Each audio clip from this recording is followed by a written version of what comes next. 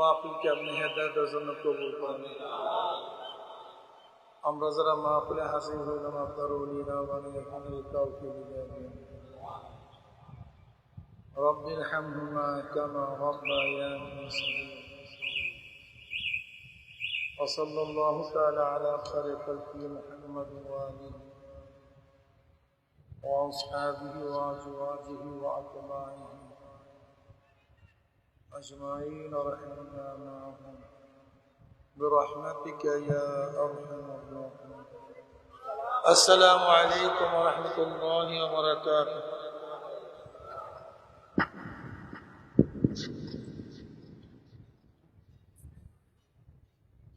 نحمد ونصلي على رسوله الكريم أما بعد وأعوذ بالله من الشيطان الرجيم. بسم الله الرحمن الرحيم. يا أيها الذين آمنوا اتقوا الله وكونوا مع الصادقين.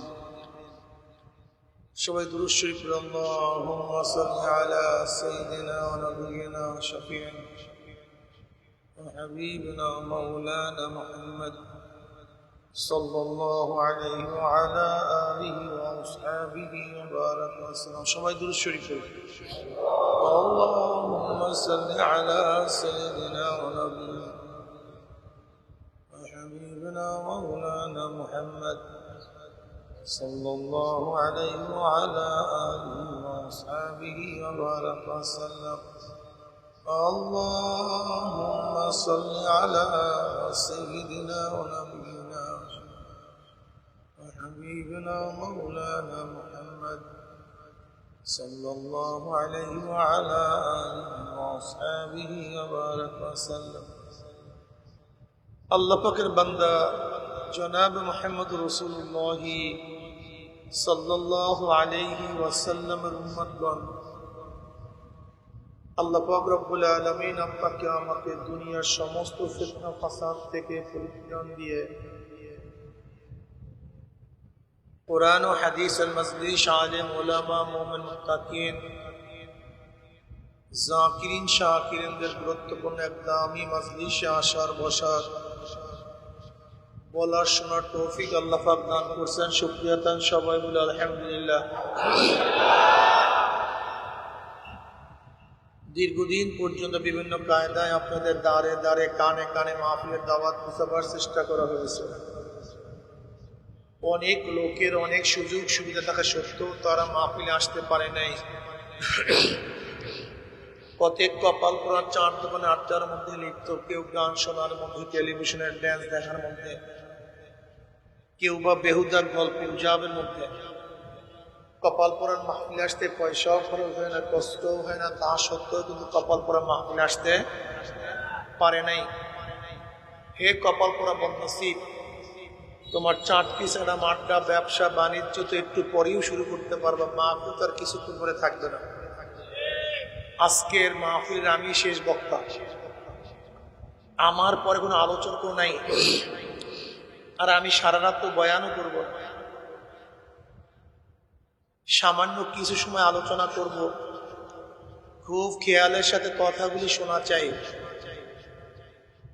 যদি শরিয়াত সম্মত হয় কথাগুলি গ্রহণ করবেন, আর শরিয়াতের উল্টা পাল্টা খেলাফ হলে প্রত্যাখ্যান করবেন, মানবেন না। লা তুআতা লিমাখলুকিন ফি মাসিয়াতিল খালিক। গুনার উপরে মুমিন কাউর কথা মানতে পারে না। মুমিন একমাত্র মানে কাকে? আল্লাহকে, আল্লাহ আল্লাহ রসুলকে মানে। এর বাহিরে মুমিন কাউকে মানে না, কাউর কথা মানতে পারে না। হ্যাঁ, যদি শরিয়াত সম্মত হয় শরিয়াতের খেলাফ না হয়, উল্টা না হয়, তাহলে মুমিন কথা মানে।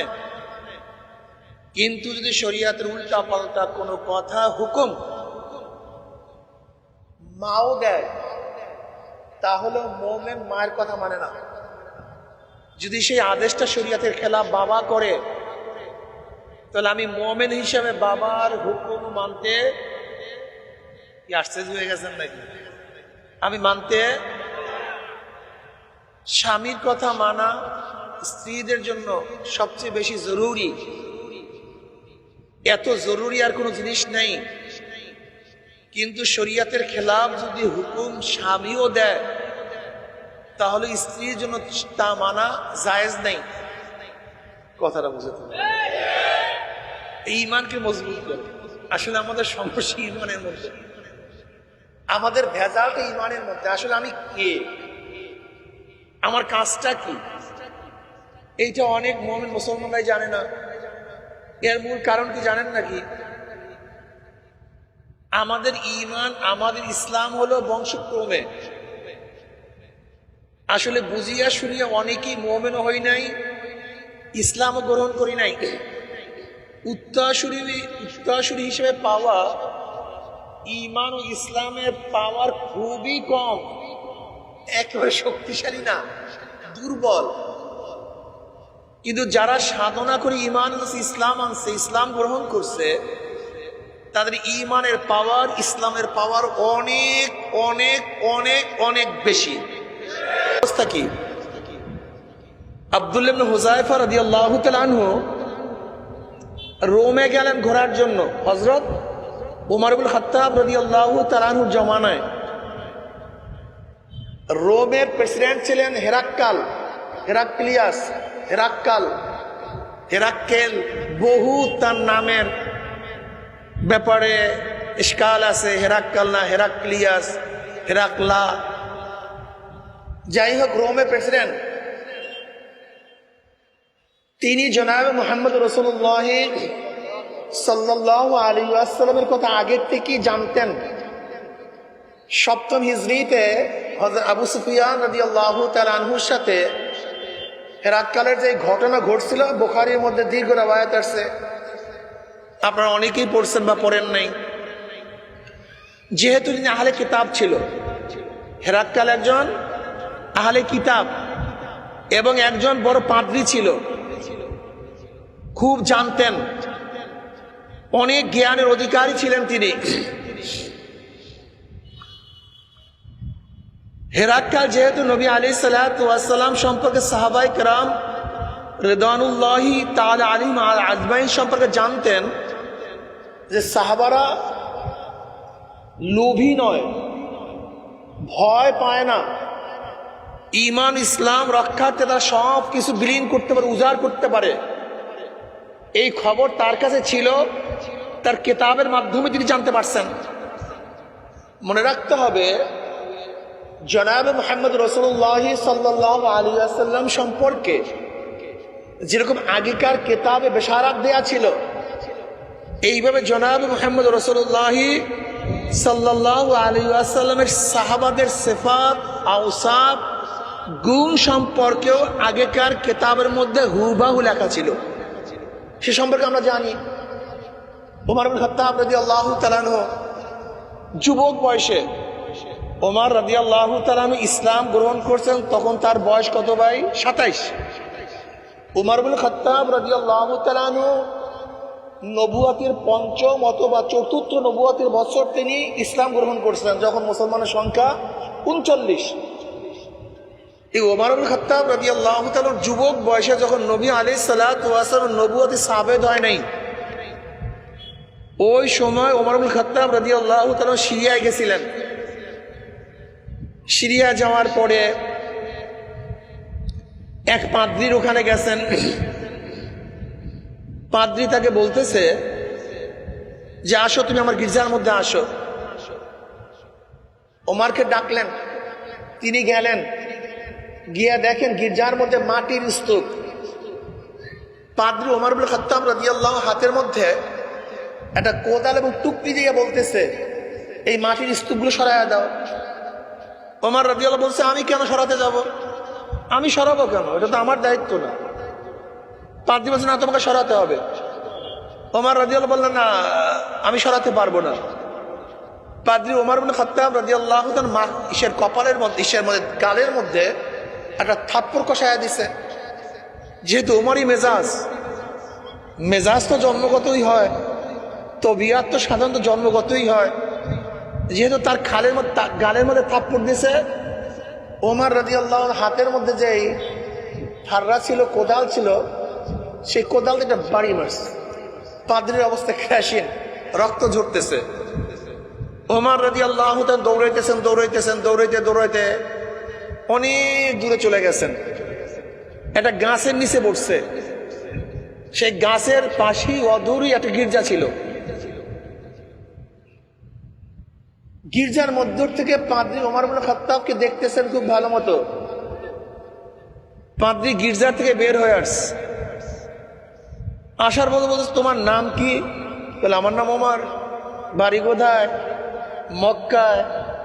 বংশ কুরাইশি। তোমার বাবার নাম কি? খাত্তাব।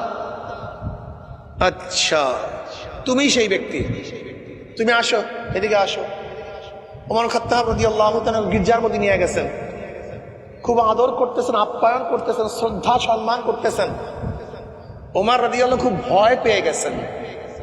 এক গির্জার মধ্যে এক কারবার করে আসছে, না জানি এই গির্জার মধ্যে কি ঘটনা ঘটে, না কোন সমস্যায় পড়ি।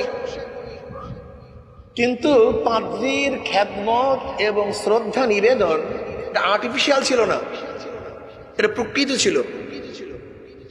ওমর রাদিয়াল্লাহু তাআলাকে খেদমত করার পরে নাস্তা করার পরে তিনি বলছে, ওমর, আখির নবী আসবেন, মক্কাতে আসবে, তার দুইজন সহচর হবে, একজন মুরব্বী আর একজন যুবক। যে যুবক সহচর সে হলো তুমি, সেই ব্যক্তিকে তুমি। তখন ওমর ইবনে খাত্তাব রাদিয়াল্লাহু তাআলা আনহু নবী টবী সম্পর্কে তার কোনো জ্ঞানই ছিল না, তার ধারণাই ছিল না, নবীর আবির্ভাব হয় নাই। কথাটা বুঝাতে পারি নাই। নবী আলাইহিসসালাতু ওয়াসসালামের নবুয়াত 570 ঈসাই সালে। কত ঈসাই সালে? 570 ঈসাই সালে ওমর ইবনে খাত্তাব রাদিয়াল্লাহু তাআলা আনহু মুসলমান হয়েছেন 27 বছর বয়সে, নবুয়তির 4র্থ বা 5ম বৎসর। তা তখন তিনি নবী সম্পর্কে জানবেন কিভাবে? এ তো অনেক আগের ঘটনা, এ তো অনেক আগের কিচ্ছা। এখন ওমর রাদিয়াল্লাহু বলেন, আপনি এতক্ষণ আমাকে শ্রদ্ধা করছেন, সম্মান দেখাচ্ছেন, ভালোই তো, কিন্তু আপনি আমার সাথে ফাইজলামি শুরু করছেন কেন? ধরে নেন কোনো বাচ্চাকে যদি বলি, এখানে কোনো বাচ্চাকে বা যুবককে, তুমি আগামী দিনে প্রেসিডেন্ট হবা, প্রাইম মিনিস্টার হবা, বা প্রধানমন্ত্রী হবা, বা তুমি আগামীতে এদেশের সচিব হবা, বা প্রধান বিচারপতি হবা, প্রধান সেনাপতি হবা, এটা যদি বলি, ছেলে কি বলবে? হুজুর বাপ দান তো, আপনি আল্লাহ মাফ করেন তো, ফাইজলামি করেন না হুজুর, কিরকম বলবে না? তো উমর রাদিয়াল্লাহু তাআলা নবী সম্পর্কে জানিনি না, সহচর সম্পর্কে জানিনি না। তখন তিনি বলতেছেন যে তুমি সেই যুবক যে নবীর সহচর হবা। শুধু কি তাই? শুধু তাই নয়, বাইতুল মুকাদ্দাস তোমার নেতৃত্বে আজাদ হবে, তুমি দখল করবা তোমার খেলাফতের আমলে, এবং সেই বাইতুল মুকাদ্দাস তুমি খুলবা। শোনো, তুমি যখন গোটা জেরুজালেম দখল করবা, এই গোটা সিরিয়া বাইতুল মুকাদ্দাস সব এরিয়াকে দখল করবা, তখন আমার এই গির্জা যেন আমার মালিকানাধীন থাকে, এইটা তোমাকে লিখতে হবে। ওমর ইবনে খাত্তাব রাদিয়াল্লাহু বলতেছেন, কি বলতেছেন? কোথা থেকে এই সমস্ত ইতিহাস আপনি আবিষ্কার করছেন? আপনার এতক্ষণ ভদ্রতা তো আর্দ্রতা তো খুব ভালোই ছিল, আপনি এটা করতেছেন কেন? এবার পাদ্রী বলতেছে, দেখো, ধরে নাও যদি আমার কথা সত্য নাই হয় তা তো হইল না, কিন্তু আমার কথা যদি সত্য হয় তা আমার গির্জা কি আমার মালিকানা তুমি রাখবা কি রাখবা না, এইটা তুমি বলো, লিখে দাও। ওমর রাদিয়াল্লাহু চিন্তা করছেন, ঝামেলা মুক্ত হই, ঝামেলার দরকার নেই, যা ইচ্ছা তাই লেখান, সমস্যা কি? যা ইচ্ছা তাই লেখার কোনো সমস্যা নেই। ওমর ইবনে খাত্তাব রাদিয়াল্লাহু তাআলা আনহু পাদ্রীর কথা অনুযায়ী এই কথা লিখে দিয়েছেন, গোটা জেরুজালেম যখন মুসলমানরা দখল করবে তখন এই গির্জার মালিক এই পাদ্রী থাকবে, অন্য কেউ না। লিখে দিয়ে দস্তখত দিয়ে দিচ্ছে। ওমর রাদিয়াল্লাহু চলে আসছেন। এরপরে বহু ঘটনা ঘটছে, আপনারা জানেন। ওমর ইবনে খাত্তাব রাদিয়াল্লাহু তাআলা আনহু যখন খেলাফতের আসীনে বসছেন, তার নেতৃত্বেই সাদ বিন আবি ওয়াক্কাস রাদিয়াল্লাহু তাআলা আনহু সেনাপতি ছিলেন। তিনি জেরুজালেম দখল করলেন। তখন সেই পাদ্রীরা বলছে যে আমাদের কিতাবে লেখা আছে এই গেট, এই দরজা খুলবে তোমাদের যে খলিফা তিনি, কাজে তোমাদের কাছে চাবি দেব না, তোমাদের খলিফাকে নিয়ে আসো। ওমর ইবনে খাত্তাব রাদিয়াল্লাহু তাআলা আনহু তিনি রওনা করলেন, উঠে সওয়ার হয়ে রওনা করলেন। গোলাম রশি টানতেছে ওমার পিঠির উপরে। হঠাৎ তিনি চিন্তা করলেন, আমিও মানুষ, গোলামও মানুষ, আমি আরাম করব, গোলাম কষ্ট করবে, এ তো হতে পারে না। এটা হতে এবার ওমর ইবনে খাত্তাব রাদিয়াল্লাহু তাআলা তার গোলামকে বললেন, গোলাম এবার তুমি পিঠের উপরে ওঠো, তুমি আরাম করো, আমি রশি টানি। গোটা দুনিয়ার মধ্যে ইসলামের খলিফা ব্যতীত এই নজিরাও কেউ সৃষ্টি করতে পারে নাই। এর নাম ইসলাম, এর নাম মুসলমান, এর নাম মুসলমানের খেলাফত, এর নামই মুসলমানের বাদশাহী। অথচ এখানে যে মুসলমানরা আছে অধিকাংশ মুসলমানের ইসলাম সম্পর্কে সামান্য পরিমাণ ধারণা নেই। সামান্য আফসোস এবং দুঃখ এবং কষ্ট, মনে খুবই ব্যথা। ইসলামী ফোবিয়া আমাদের মধ্যে এমন ঢুকছে, ইসলাম সম্পর্কে পড়াশোনা করা, আলোচনা করা, জানাকে কোনো জ্ঞানী মনে করি না। আফসোসের বিষয়, আমাদের আসিফ নজরুল স্যার, যিনি এখন উপদেষ্টা, আইন উপদেষ্টা, একজন ভদ্র বিশিষ্ট শিক্ষিত লোক, উনিও কয়েকদিন আগে বললেন আমি মাত্র ইসলামী বই আদি পড়াশোনা শুরু করছি। নবীদের জীবনী মাত্র পড়া শুরু করছে। আপনি চিন্তা করতে পারছেন ইসলামী ফুবি আমাদের মধ্যে কেমন ভাবে ঢুকছে বলেন তো? অথচ কোরআনের চেয়ে যৌক্তিক, তাত্ত্বিক, নির্ভুল কোনো কিতাবই দুনিয়াতে নাই। এত সাহিত্য সম্পূর্ণ কোনো কিতাব দুনিয়াতে নাই। এত বিজ্ঞান ভিত্তিক কোনো কিতাব দুনিয়ার মধ্যে নাই। এত দর্শন ভিত্তিক কিতাব কোনো দুনিয়ার মধ্যে নাই। এত সাহিত্য ভিত্তিক কিতাব গোটা দুনিয়ার মধ্যে নাই। এত নীতি ও আদর্শবান কিতাব গোটা দুনিয়ার মধ্যে নাই। অথচ সেই কিতাব আমরা চর্চাই করি না, পড়তেও চাই না, পড়াকে গুরুত্বপূর্ণ মনে করি না। অথচ হুমায়ুন আহমদ, হুমায়ুন আজাদের পসা গান্ডা যত বাজে প্রেম কাহিনী পড়তে পারি,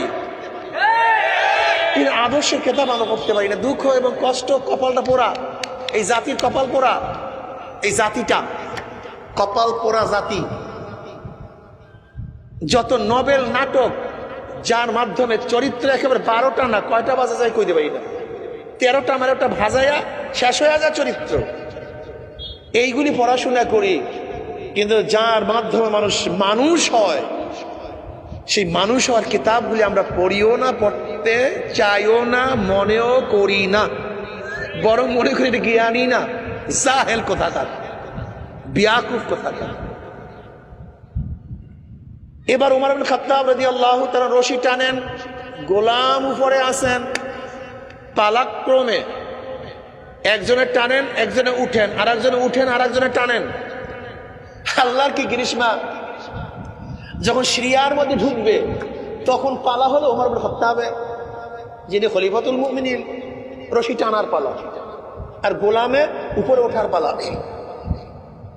এবার গোলাম বলতেছে, আমিরুল মুমিনিন, সবাই রিসিপশন জানাবার জন্য আসবে, আপনি রশি টানবেন, এটা তো হয় না, এটা বেমানান।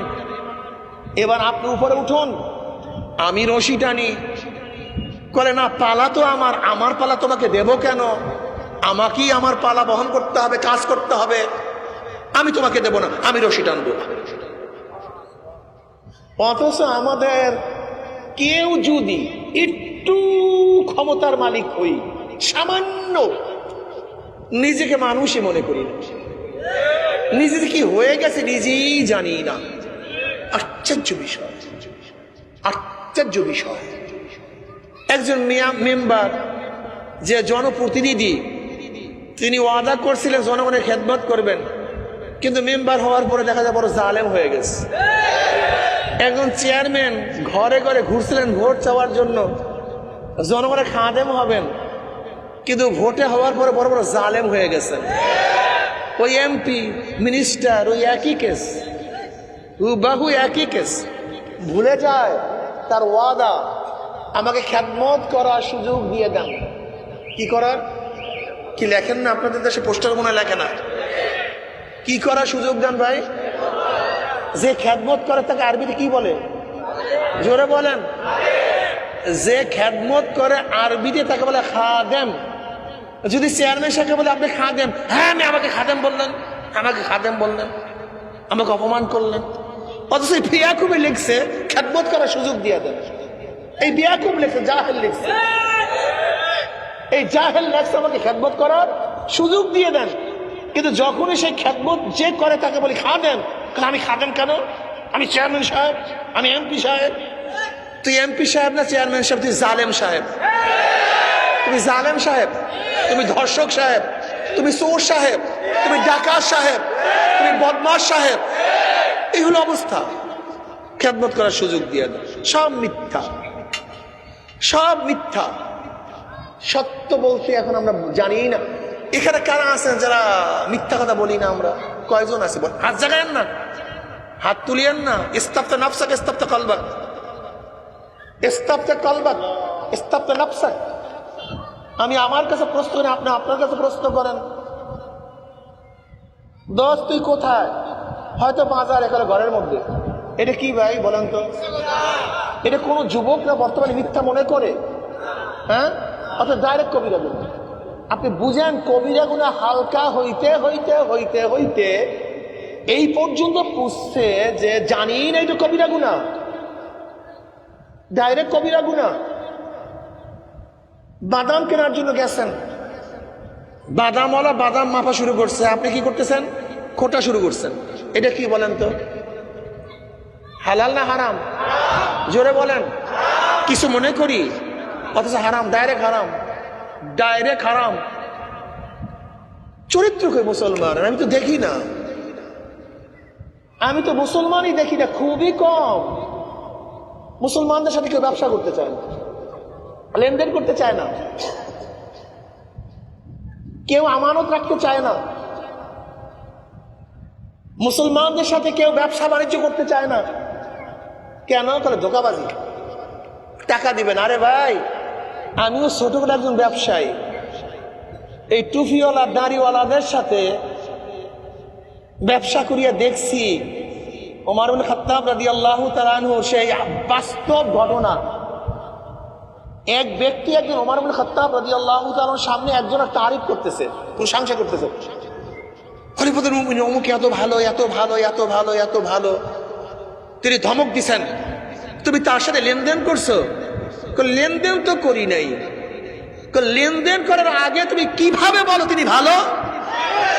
তুমি বলো কিভাবে সে ভালো? আগে লেনদেন করো, তারপরে সার্টিফাই করো। লেনদেনের আগে কাউকে সার্টিফিকেট দিও না অমুকে ভালো। এখানে সবাই মুসলমান, মুমিন না?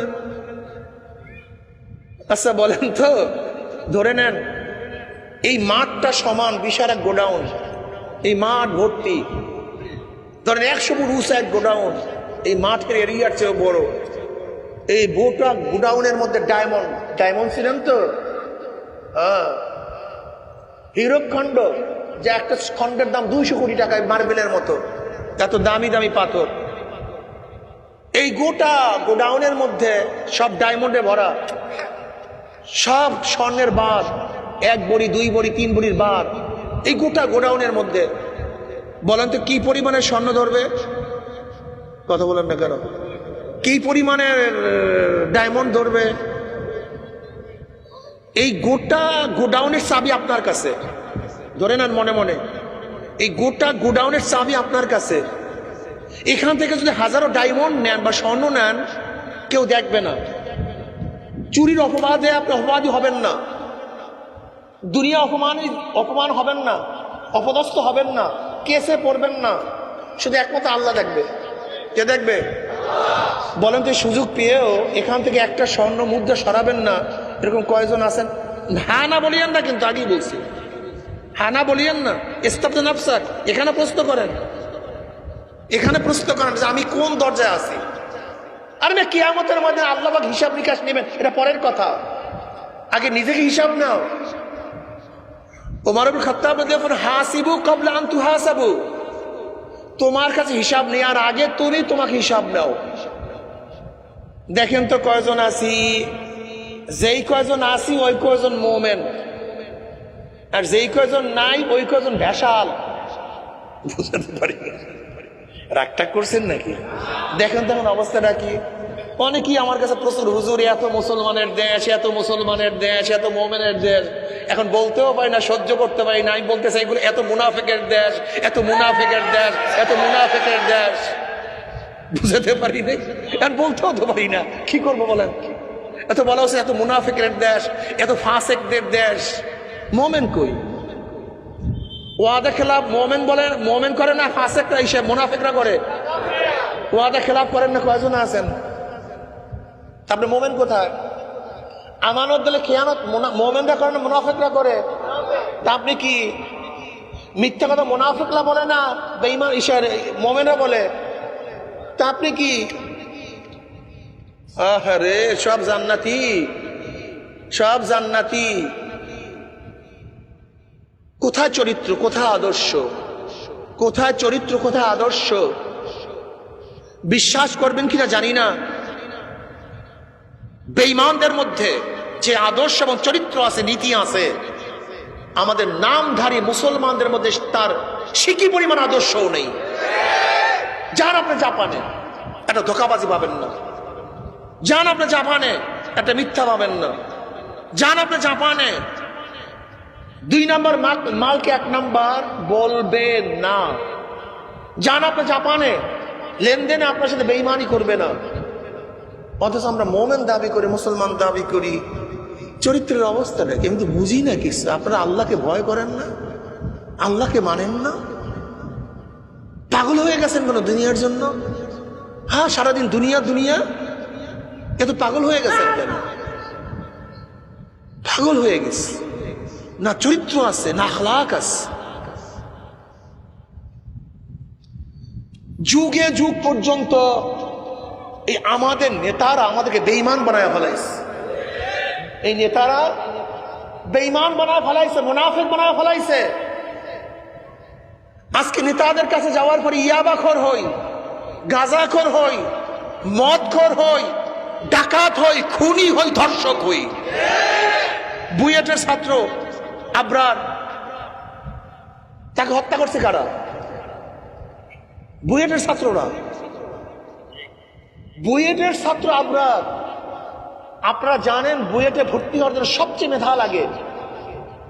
মেডিকেল কলেজের চেয়ে বেশি মেধা সম্পন্ন হতে হয় বুয়েটের ছাত্রদের। এই সব মেধা সম্পন্ন ছাত্র যেখানে ভর্তি হয়েছিল, এরা কাদের সোহবাতে যাওয়ার পরে, কাদের দল করার পরে খুনি হয়ে গেছে। একদিন চিন্তা করছেন? জাহাঙ্গীর ইউনিভার্সিটির যে ছাত্র 100 ধর্ষণ করার পরে সেঞ্চুরি পালন করছে, ও কি এরকম শয়তান হয়ে সেখানে গেছিল? কাদের দল করার পরে শয়তান হয়ে গেছে? একদিনও চিন্তা করি নেই। এই বর্তমান দলগুলি আমাদেরকে ওদের গোলাম বানাবার জন্য, ওদের খারাপ কাজগুলি আঞ্জাম দেওয়ার জন্য আমাদের চরিত্রকে প্রথম খারাপ করে, তারপরে আমাদেরকে কাজে লাগায়। কারণ আমাদের চরিত্র খারাপ বানাবার আগ পর্যন্ত ওদের কাজ হবে না। এই যে এই মাত্র কথাগুলি বলছি, এতে কেউ আওয়ামী লীগ করবে, বিএনপি করবে, জাতীয় পার্টি করবে? হ্যাঁ, আমি মিথ্যা বলা যাবে না, হারাম খাওয়া যাবে না, ধোঁকাবাজি করা যাবে না। তাই আমার কাজই তো ধোঁকাবাজি করা, হারাম খাওয়া, মিথ্যা বলা। এইটাই তোমার কাজ, এইটার নামে রাজনীতি। আর আপনি হুজুর লয়ে আছেন, মিথ্যা বলা যাবে না, ধোঁকাবাজি করা যাবে না, এই সমস্ত বাদ দেন তো। ধ্বংস করে ফেলছে আমাদের যুবকদেরকে, আমার মুসলমান সন্তানদেরকে ধ্বংস। পরিবেশ সবচেয়ে দামি। পড়াশোনায় আদর্শ শিক্ষা গ্রহণ করা যায় না। পড়াশোনা শিক্ষিত হওয়ার মাধ্যমে কেউ আদর্শবান হতে পারে না। আদর্শবান হয় সমাজ এবং পরিবারের মাধ্যমে। পড়াশোনায় কেউ সমাজ আদর্শবান হতে পারে না। যদি পড়াশোনায় আদর্শবানই হয়, তাহলে আজকে আওয়ামী লীগ সরকার যাওয়ার পরে সুপ্রিম কোর্টের সমস্ত বিচারকরা কেন স্বেচ্ছায় পদত্যাগ করবে আমাকে বলো তো? এর চেয়ে বড় কেউ আছে? সুপ্রিম কোর্টের বিচারক যদি পড়াশোনার মাধ্যমে আদর্শবান হয়, তা আওয়ামী লীগ সরকার যাওয়ার পরে সর্বোচ্চ বিদ্যাপীঠ ইউনিভার্সিটির, ঢাকা ইউনিভার্সিটির ভিসি পদত্যাগ করবে কেন আমাকে বলো তো? যদি পড়াশোনার মাধ্যমে আদর্শবান লোক হয়, তাহলে যতগুলি আইজি আছে প্রত্যেকটা পদত্যাগ করে কেন? অ্যারেস্ট হইতেছে কেন? কারণটা কি? ইঞ্জিনিয়াররা পদচ্যুত হচ্ছে কেন, হইতেছে কেন? এরা তো সবাই শিক্ষিত এবং হায়ার এডুকেটেড পারসন, লেকিন পড়াশোনায় শিক্ষিত মানুষকে মানুষ বানায় না। মানুষ বানায় মানুষকে নৈতিকতায়, কোরআন ও হাদিসের ইলমে এবং পারিভাষিকতায়। বাবার থেকে শিখতে হয়, মার থেকে শিখতে হয়। আমি তো চ্যালেঞ্জ দিয়ে বলতে পারি, আমাদের বাচ্চাদেরকে যদি বলেন এই 1000 কোটি টাকা, যদি 1000 কোটি টাকা অবৈধ, ইনশাআল্লাহ চ্যালেঞ্জ দিয়ে বলতে পারি আমাদের সন্তানরা একটা টাকা সেখান থেকে গ্রহণ করবে না। এই রক্তের মধ্যে হারাম নাই, এক ফোঁটা হারাম নাই রক্তের মধ্যে। এইটা আমাদের পরিবারের শিক্ষা। কেন তোমরা নৈতিকতা শিক্ষা দাও না? মানুষ বানাও না, জানোয়ার বানাও। হবেটা কি তোমার বাচ্চা দিয়া? কি হবেটা কি? আজকে হাজার হাজার কোটি টাকার মালিক সালমান এফ রহমান, কি অবস্থা আজকে? আজকে সেই বেয়াকুব চরিত্রহীন মানিক্যের অবস্থাটা কি বলেন তো? এটা হবেটা কি? আমি আমার বাবাদেরকে বলবো, বাবা দুনিয়া কিচ্ছু না। আমার মুরব্বীদেরকে বলবো, এটা কিচ্ছু না। মনকে বুঝাও। নবী আলাইহিস সালাতু ওয়াস সালাম কেন আসছেন? কি লোক তৈয়ার করছেন? এই ওমরের মতো লোক তৈয়ার করছেন। ওমর ইবনে খাত্তাব রাদিয়াল্লাহু তাআলা আনহু যখন গেলেন সিরিয়ায়, ঘটনা আপনারা জানেন।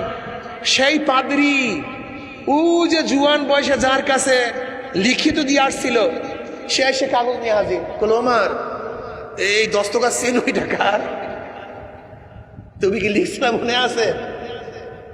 বল, হ্যাঁ মনে তো আছে। এখন কি তোমার ফয়সালা কি? ওমর রাদিয়াল্লাহু ঘোষণা করছিলেন, যদিও কোটা জেরুজালেম সিরিয়া মুসলমানদের অধীনস্থ থাকবে, কিন্তু এই পাদ্রী গির্জায় পাদ্রীর অধীনস্থ থাকবে। এর নাম ইসলাম, এর নাম মুসলমান। আব্দুল্লাহ ইবনে হুযায়ফা রাদিয়াল্লাহু তাআলা একই ঘটনা, যে হাজারো চেষ্টা করার পরে ঈমানকে টলাতে পারে নাই। এই ঘটনা এখন আর বলবো না। প্রচন্ড ফুডান্ত তৈলের মধ্যে ভিজাইয়া দিছে আব্দুল্লাহ ইবনে হুযায়ফা রাদিয়াল্লাহু দলবলকে, ভাজা হয়ে গেছে, ঈমান ছাড়ে নাই। হেরাক্কেলের সুন্দরী মেয়েকে বিবাহ দেওয়ার জন্য প্রস্তাব দিছে, ঈমান ছাড়ে নাই। অর্ধ বাদশাহী দেওয়ার ঘোষণা দিছে, ঈমান ছাড়ে নাই। জেলখানা আবদ্ধ করছে, না খাওয়াইয়া রাখছে, ঈমান টালমাটাল হয় নাই। ইনু কামা আমানান নাস, ঈমান আনো যেইভাবে সাহাবার ঈমান আনস।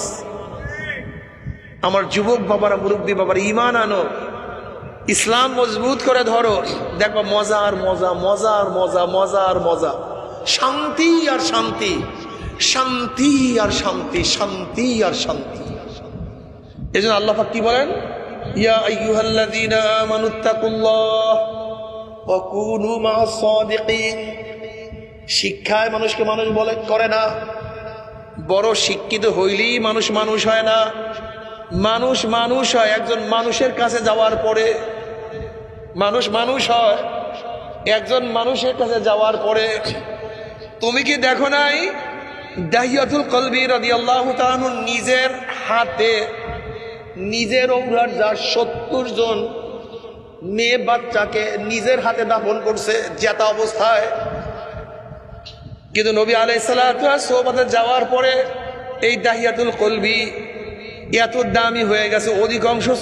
অধিকাংশ সময় জিবরাইল আলাইহিস সালাতু ওয়াস সালাম দাহিয়াতুল কলবি সূরাতে দুনিয়াতে আসতেন। এই ওমর ইবনে খাত্তাব রাদিয়াল্লাহু তাআলা আনহু এত দামি লোক হয়ে গেছেন। নবী আলাইহিস সালাতু ওয়াস সালাম বলেছেন, আমার পরে কেউ নবী হইলো ওমর নবী হয়ে যাইতো। ওমর বোঝেও ঠিক, বলেও ঠিক। বুখারীর মধ্যে রওয়ায়াত আসছে, যার অনুকূলে কোরআনের বহুত আয়াত নাযিল হয়ে গেছে, যাকে দেখলে শয়তান পালায়া বেড়াইতো। ওমর ইবনে খাত্তাব রাদিয়াল্লাহু তাআলা কেন এরকম হইছেন? নবীর সোহবতে আসার কারণে। নবীর সোহবতে আসার কারণে হাজারো মানুষ এত দামি হয়ে গেছে। আল্লাহ পাক বলেন, রাদিয়াল্লাহু আনহুম ওয়া রাদু আন, আমিও রাজি ওরাও রাজি, আমিও খুশি ওরাও খুশি। ওরা আমাকে ভালোবাসে, আমি ওদেরকে ভালোবাসি। ওরা আমাকে মুহাব্বত করে, আমি ওদেরকে মুহাব্বত করি।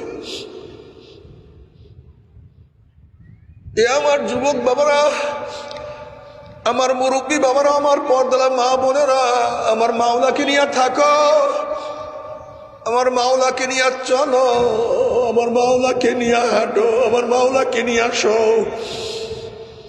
আমার মাওলাকে নিয়ে ব্যবসা করো, বাণিজ্য করো। অর্থাৎ কোন কাজে আমার মাওলায় রাজি, কোন কাজে আমার মাওলায় বেজার। যেই কাজে আমার মাওলায় রাজি ওই কাজ আমি করব, যেই কাজে মাওলায় বেজার ওই কাজ আমি করব না। আমার মাওলায় যেই কাজে খুশি আমি সেই কাজে খুশি, আমার মাওলায় যেই কাজে বেজার আমিও সেই কাজে বেজার। যাকে মোহাব্বত করলে আমার মাওলায় আমাকে মোহাব্বত করবে, আমি তাকে মোহাব্বত করব। যাকে ঘৃণা করলে আমার মাওলায় আমাকে মোহাব্বত করবে, আমি তাকে ঘৃণা করব। হুব্বু ফিল্লাহ বুগযু ফিল্লাহ। আমি মোহাব্বত করি মাওলার জন্য, আমিও ঘৃণা করি মাওলার জন্য। এ আমার বাবারা, আমার মাওলা পাক বলে, ইয়া আইয়ুহাল্লাযীনা আমানুত্তাকুল্লাহ, হে মুমিন আল্লাহকে ভয় করো। কিভাবে ভয় করবা? ওয়া কুনু মা'আস সাদিকিন, যার কাছে আগুন আছে তার কাছে আগুন আনার জন্য যাও, যার কাছে তৈল আছে তার কাছে তৈলের জন্য যাও। তুমি কি দেখো নাই তৈল আলার কাছে তৈল পাওয়া যায়, স্বর্ণকারের কাছে স্বর্ণ পাওয়া যায়। তুমি কি দেখো নাই বাদাম ওয়ালার কাছে বাদাম পাওয়া যায়? ঠিক আল্লাহ ওয়ালার কাছে আমার মাওলাকে পাওয়া যায়। আল্লাহ আল্লাহ। আমার বাবারা যদি মাওলাকে ভয় করিয়া কবরে যাইতে, বড় কবরটা জান্নাতের বাগিচা হইয়া যাবে।